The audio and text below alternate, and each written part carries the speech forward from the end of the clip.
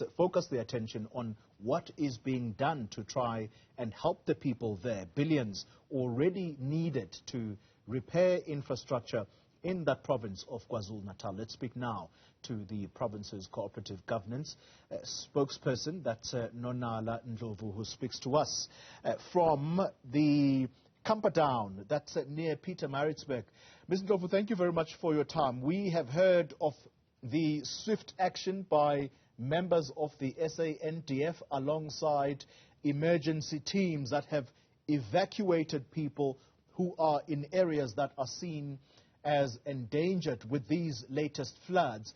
But equally important, are you able to give us any information about whether or not we have had people losing their lives as a result of the latest rains? Thank you very much, and good morning to you and to your viewers. Fortunately, this time around, we haven't had any reports of fatalities at this point, precisely because, as you've alluded, we were on high alert and on standby to evacuate anyone that seemed to be in imminent danger. And the teams were on the ground very swiftly, and people were moved, and therefore the fatalities were avoided this time around, and we're grateful for that. Yeah. Talk to us about the extent of damage this time around. Are you able to quantify that in monetary terms, or even with what you see with your eyes? Just how much damage have these latest rains done? Well, as Karima alluded earlier on, the Premier and the MEC are touching down this morning to go and evaluate the damage that has happened, and the teams are still quantifying in terms of monetary terms. So it would be very premature of me to try and quantify in monetary terms.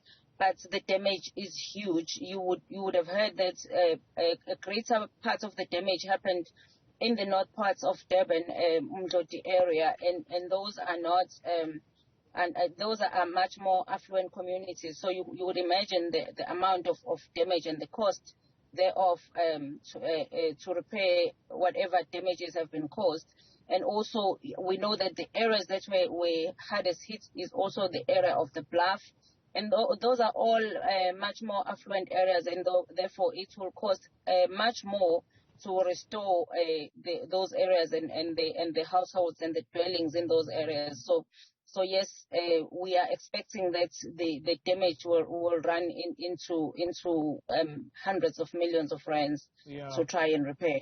Let me take you back to that first question I posed, Ms. Ndlovu, talking about people who may have lost their lives. I know that you said so far what you can report from government side is that there have been no fatalities. On the other hand, we have been told by emergency teams that at least there has been one fatality as a direct result of these rains. Are you certain that that information has not reached you yet?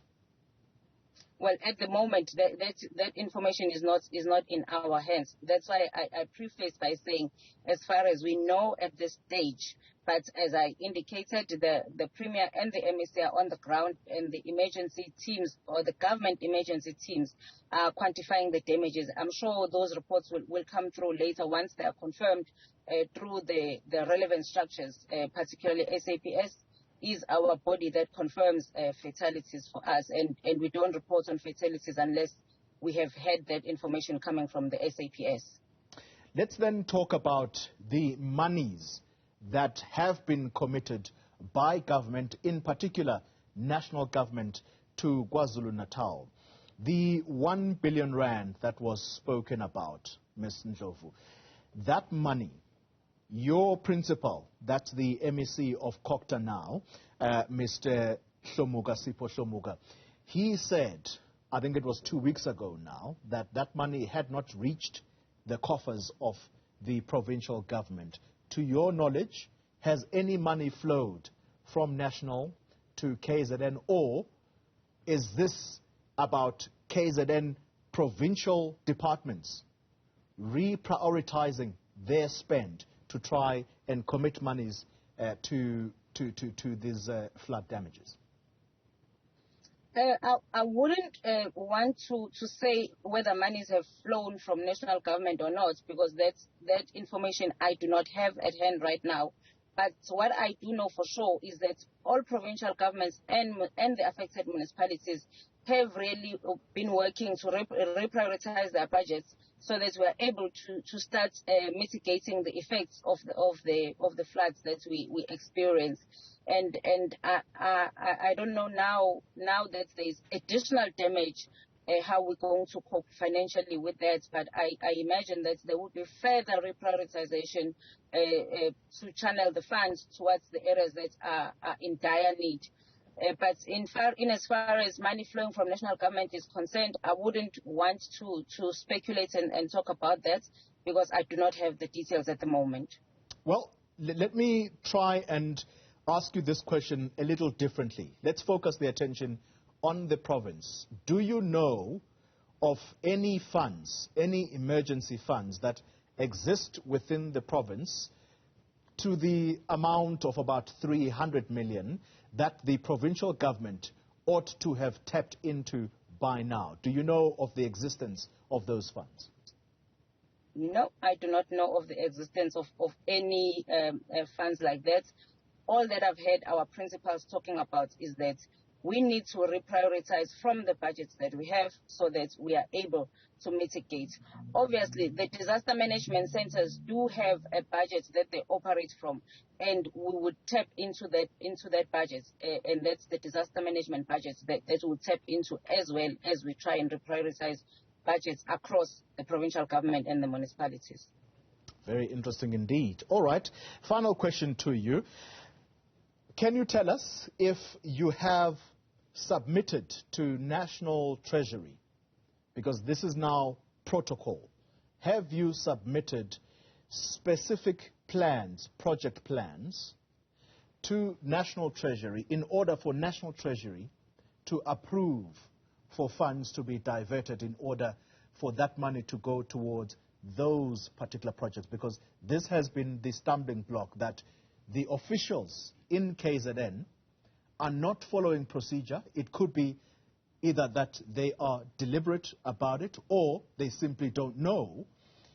But National Treasury is of the firm view that you can't just divert monies without submitting plans, including quotes, to National Treasury in order for there to be a stamp of approval. Have you done that?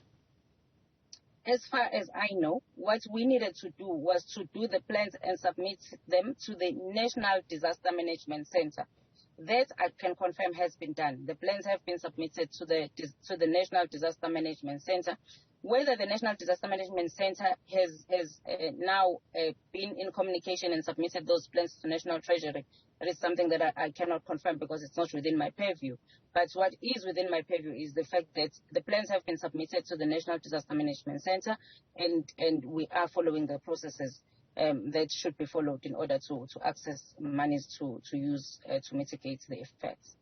All right. That's where we are going to leave it. Thank you very much. Nonala Ndlovu speaks for the Department of Cooperative Governance in KwaZulu-Natal.